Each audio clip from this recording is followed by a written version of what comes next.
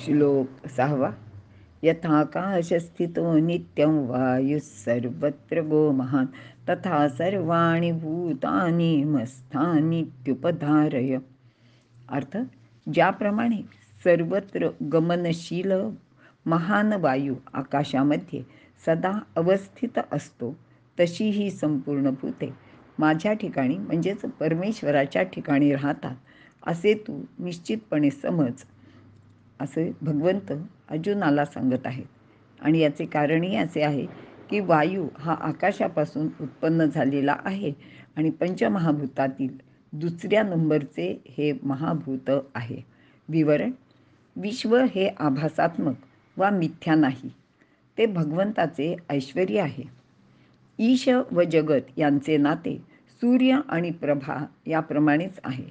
या श्लोकात भगवंत स्वतः सांगतायत की ज्याप्रमाणे आकाशापासून उत्पन्न झालेला सर्वगामी म्हणजे सर्वत्र सर्व ठिकाणी जाणारा असा हा महान वायू नेहमीच आकाशातच राहतो किंवा तो तिथेच स्थित असतो, तशीच ही सर्व भूते माझ्या ठिकाणी स्थित आहेत. ती नेहमी माझ्याच ठिकाणी राहतात, कारण आकाशात वायूचा सर्वत्र संचार व्हावा आणि तो वायू आकाशातच असावा.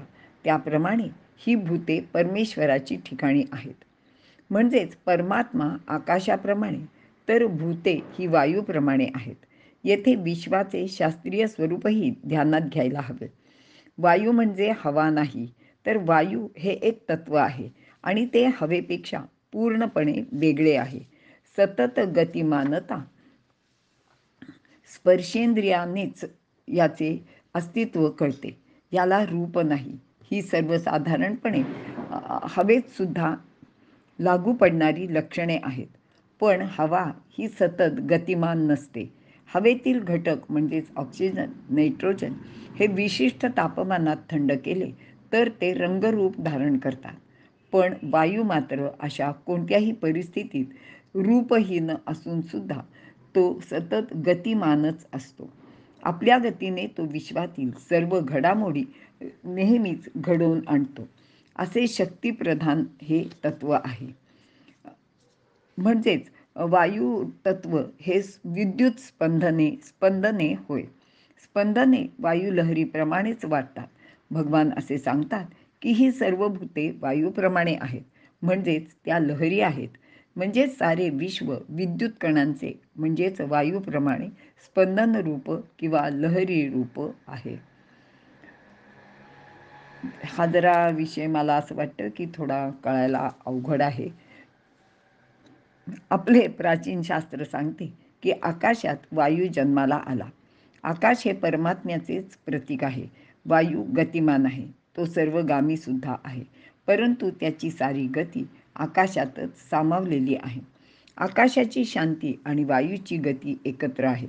मात्र वायू त्याचे गतिमानतेनेच भासमान होतो, म्हणजे आपल्याला तो आहे असं लक्षात येतं.